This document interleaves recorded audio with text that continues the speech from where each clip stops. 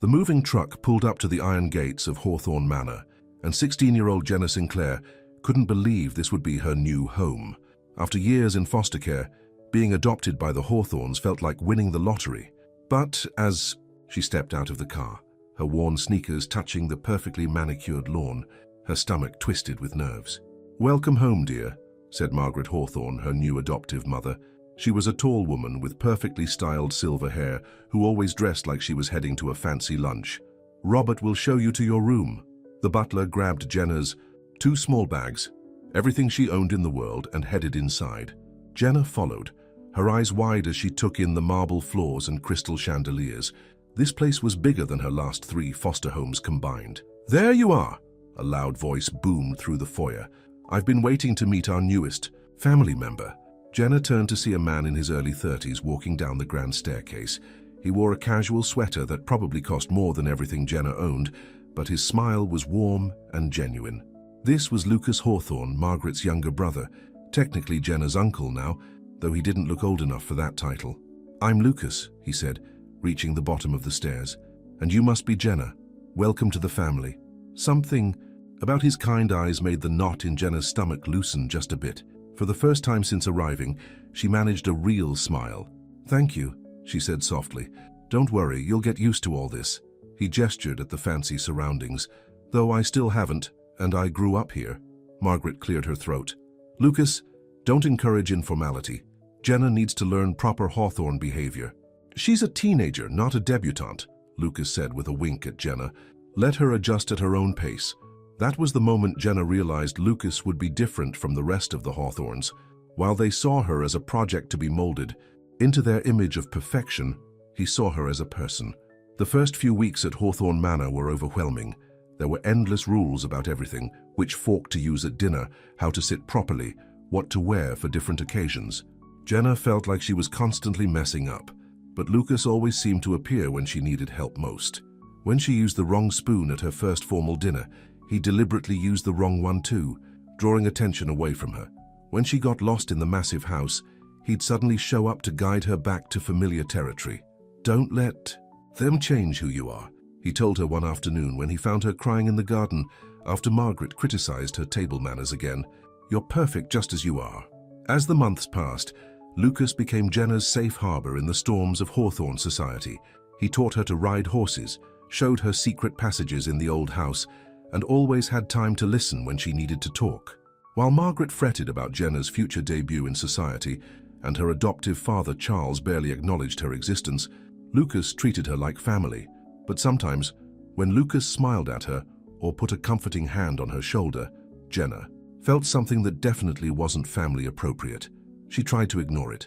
He was her uncle, not by blood, but still her uncle. Plus, he was nearly twice her age. It was just a silly crush, she told herself. It would pass.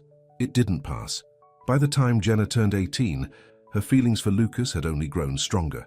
She dated boys from her private school, trying to focus on guys her own age, but none of them made her feel the way Lucas did. Safe and understood, but also alive with possibility. The night of her graduation party, everything changed.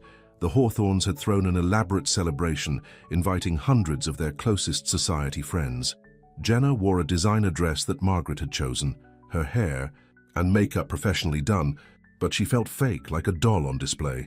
She escaped to the garden, seeking refuge in the maze where she and Lucas often talked.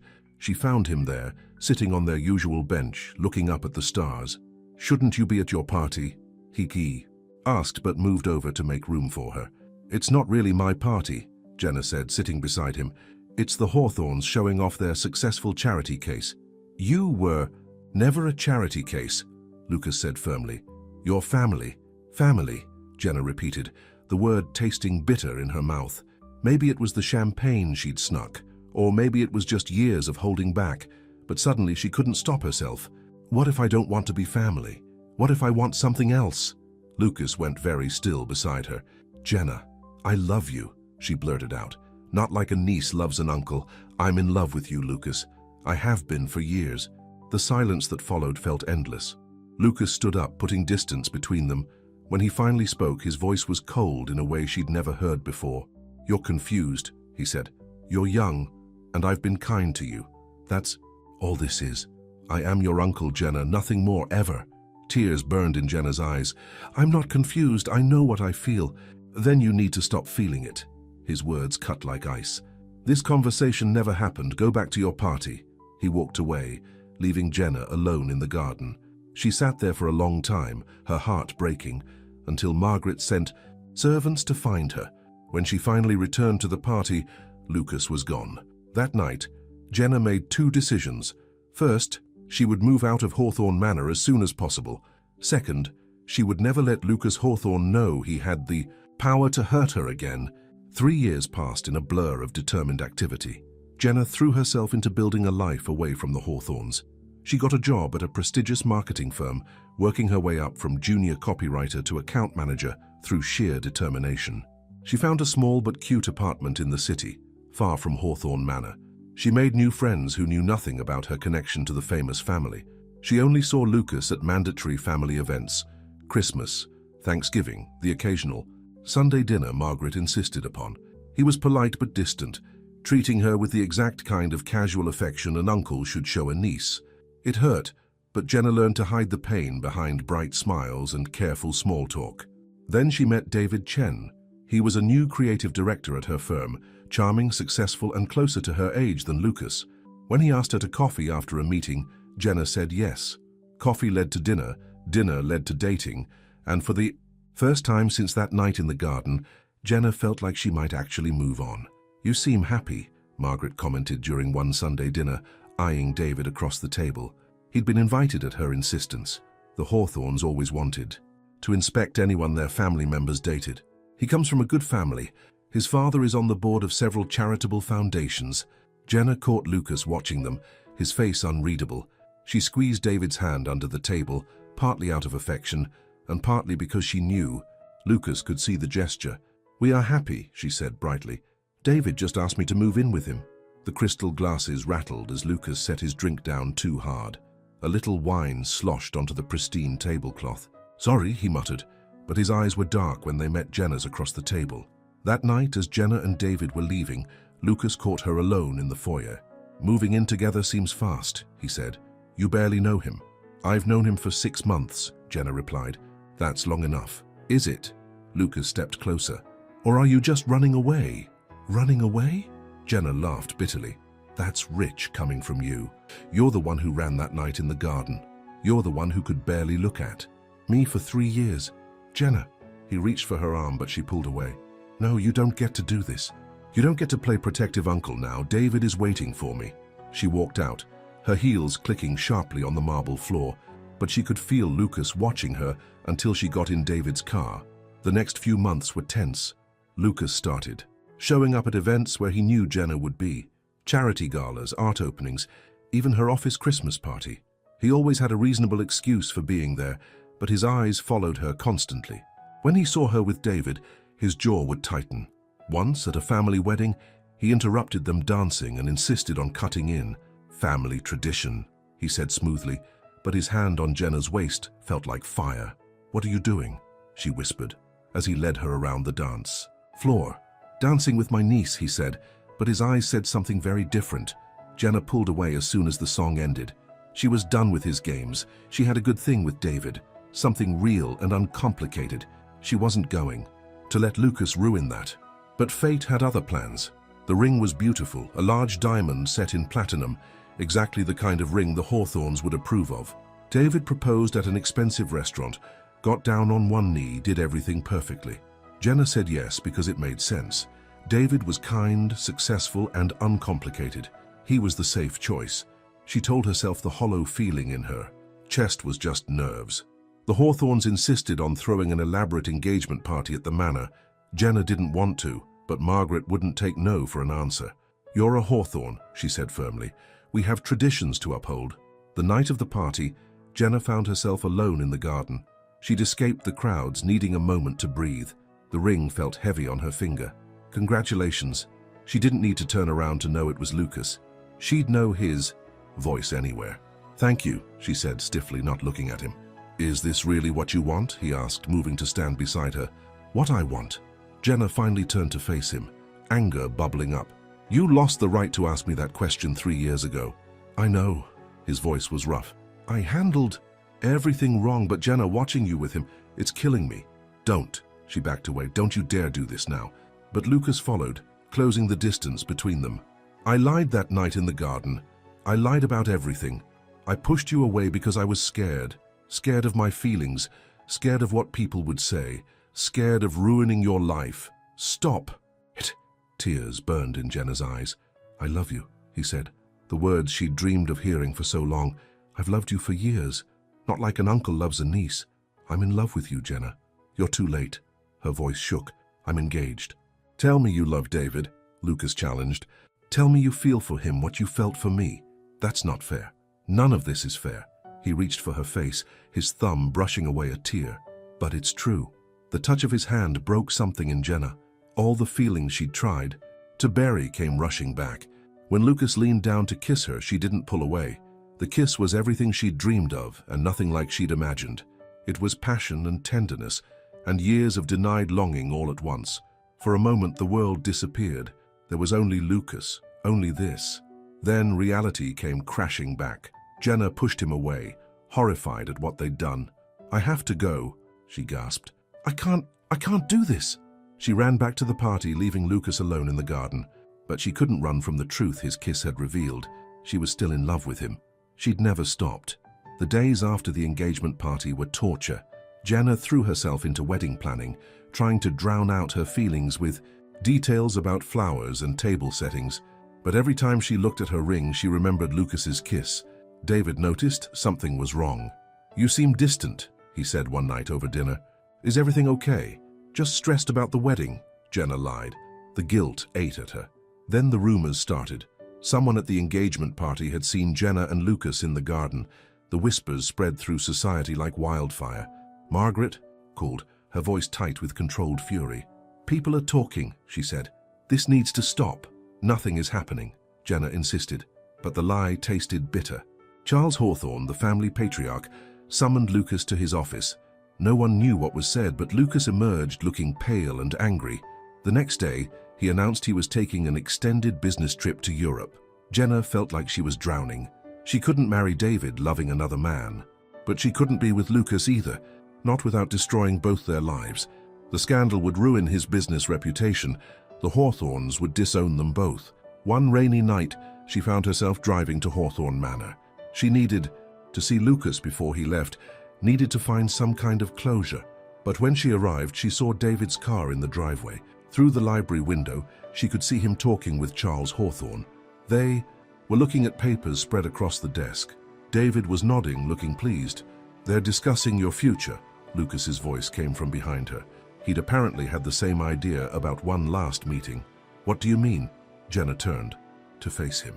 Father is offering David a position on the board of Hawthorne Industries. Lucas's laugh was bitter. A wedding present.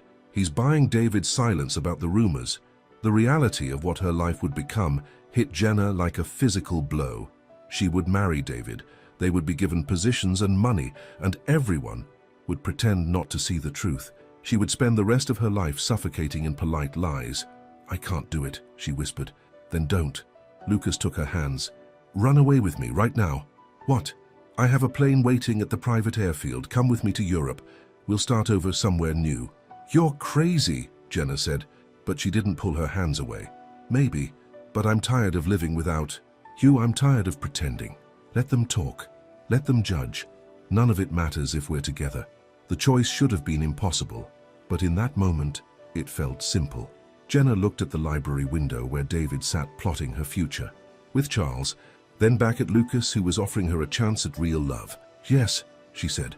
They drove to the airfield in silence, both afraid to break the spell of the moment.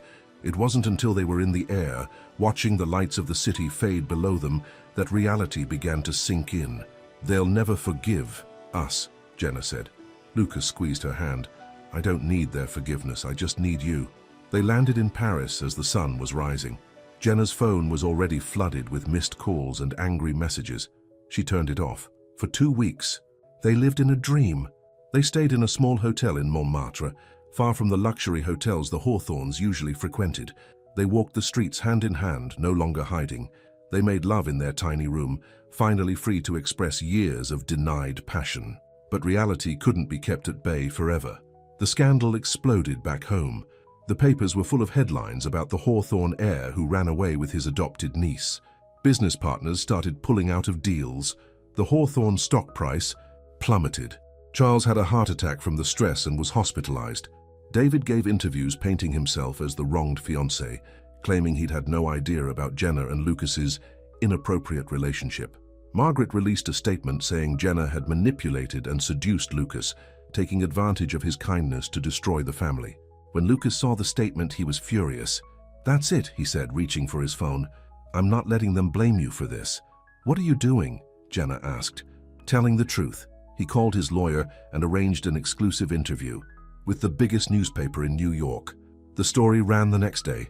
Lucas told everything, how he'd fallen in love with Jenna as she grew from a brave teenager into an amazing woman, how he'd fought his feelings because of duty to his family, how he'd finally chosen love over fear and family expectations. The only ones who should be ashamed are those who would deny two adults the right to love each other because of outdated social rules, he said in the interview. "Jenna and I share no blood relation. Our love is real and pure, and we're done hiding it." The interview changed everything. Public opinion began to shift. Other couples with similar stories came forward. What had been a scandal became a love story. The wealthy businessman choosing love over money, defying his family for a chance at happiness. But the Hawthornes weren't done fighting. Charles recovered from his heart attack and immediately moved to have Lucas removed from the company board. Laws were different in Europe, though. Lucas's shares couldn't be taken so easily. A legal battle began. "Come home and face us like a man," Charles demanded in an email. "Stop hiding in Europe like a coward." Lucas showed the email to Jenna. "He's right about one thing, we can't hide forever." "Are you sure?" Jenna asked. "We could stay here, start over." "No." Lucas kissed her softly. "I'm done running. It's time to fight for what's ours." They flew back to New York the next day. Photographers swarmed them at the airport, but Lucas kept Jenna close, shielding her from the chaos. They checked into a hotel downtown, away from Hawthorne Manor. The next morning, Lucas went to face the board of directors. Jenna waited anxiously in their hotel room, watching business news channels for updates. The meeting lasted hours. When Lucas finally returned, his face was grim but determined.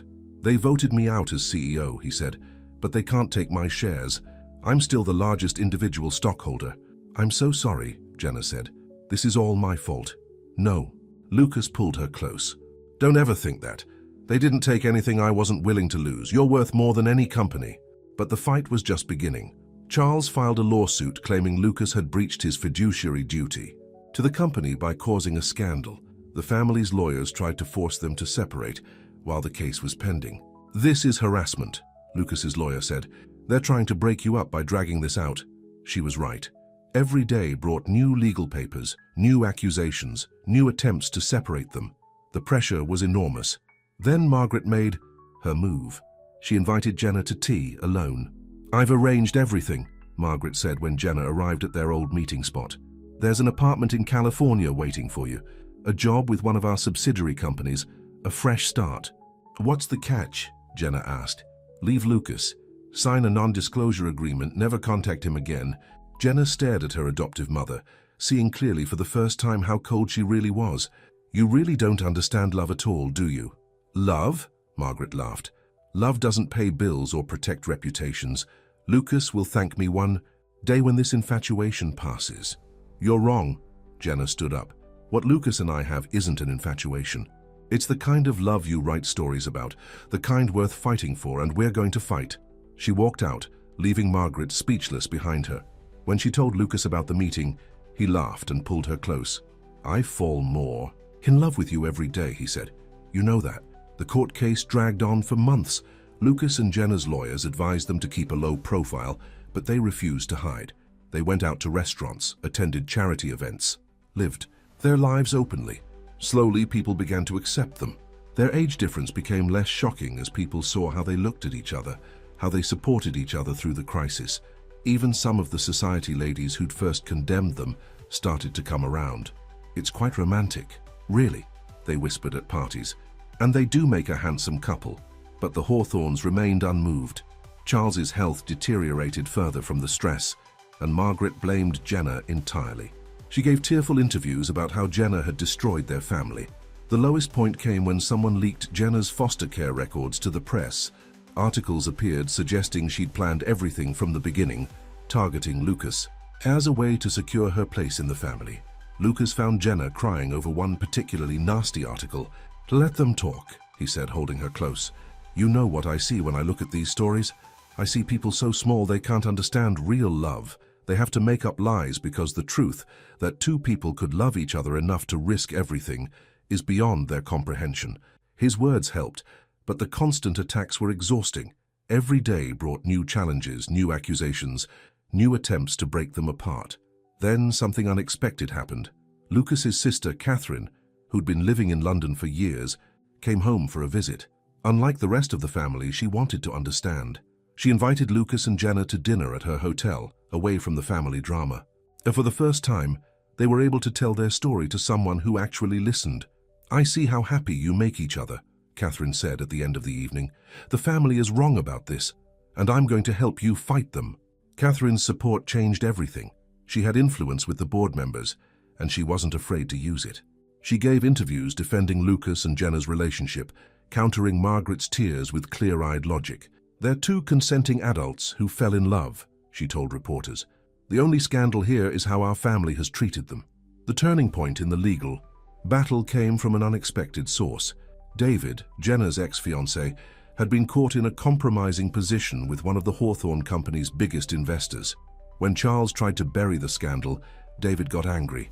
In revenge, he revealed that Charles and Margaret had offered him bribes to stay quiet about Lucas and Jenna's relationship, even before the engagement party. They'd planned to force the marriage through regardless of how anyone felt.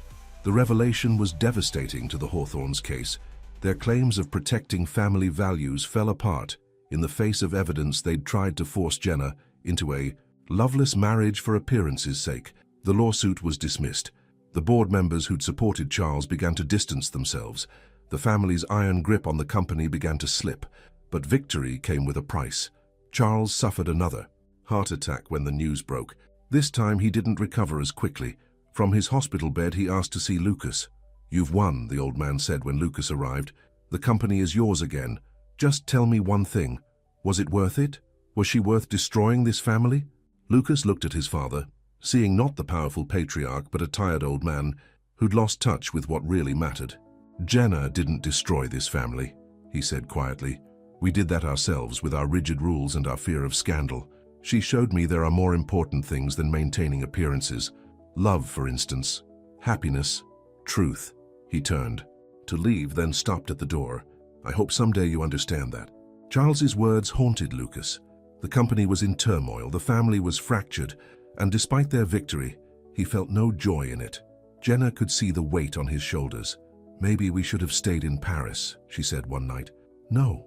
Lucas pulled her close. "Running away never solves anything, but maybe it's time to try something different." The next day, he called an emergency board meeting. To everyone's shock, he announced his plan to step down as CEO. "I'm appointing Catherine as my replacement," he told the stunned board members. "She has the experience, the vision, and most importantly, the understanding that a company is more than just profits and stock prices." The news made headlines, but for once Lucas didn't care about the press. He had more important things to focus on. He and Jenna bought a small house by the beach far from Hawthorne Manor. It wasn't grand or impressive, but it was theirs. They filled it with books and love and laughter. Slowly, carefully, they began to rebuild relationships with the family. Catherine visited often, bringing her children who adored their Aunt Jenna. Even Margaret eventually thawed, though it took time. The breakthrough came when she saw Lucas and Jenna at a charity event. They weren't hiding or apologizing. They were simply being themselves, clearly deeply in love. "I was wrong," Margaret admitted later over coffee with Jenna. "I was so focused on what people would think, I couldn't see what was right in front of me. You make him happy, happier than I've ever seen him." 1 year after their return to New York, Lucas and Jenna got married, not at Hawthorne Manor with hundreds of society guests, but on the beach behind their house. Catherine was Jenna's matron of honor. Margaret sat in the front row, dabbing at her eyes. Charles didn't attend, but he sent a letter. "I may not understand your choices," he wrote, "but I cannot deny that you've proven me wrong. Your love has endured every test we threw at it. Perhaps that means it was real all along. It wasn't a full acceptance, but it was a start. The ceremony was simple but perfect. Lucas and Jenna wrote their own vows, speaking of love that grew, against all odds, of choosing each other every day despite the obstacles. "You taught me that real love is worth fighting for," Lucas said, slipping the ring on Jenna's finger. "That happiness doesn't come from living up to other people's expectations, but from being true to your heart." "You showed me that family isn't about blood or titles," Jenna replied, her eyes shining with tears. "It's about choosing to stand by someone no matter what, about loving without fear." As they kissed, the setting sun painted the sky in shades of pink and gold. Their guests cheered, celebrating not just a marriage but a triumph of love over prejudice, of truth over appearance, of courage over fear. Later, as they danced under the stars, Lucas held Jenna close. "Any regrets?" he asked.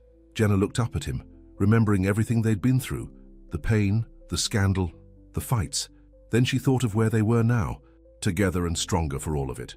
"Not a single one," she said, and kissed him. They had proven that true love could survive anything: family disapproval, social scandal, legal battles. But more than that, they had shown that sometimes the greatest love stories come from breaking the rules, from choosing happiness over duty, from being brave enough to follow your heart.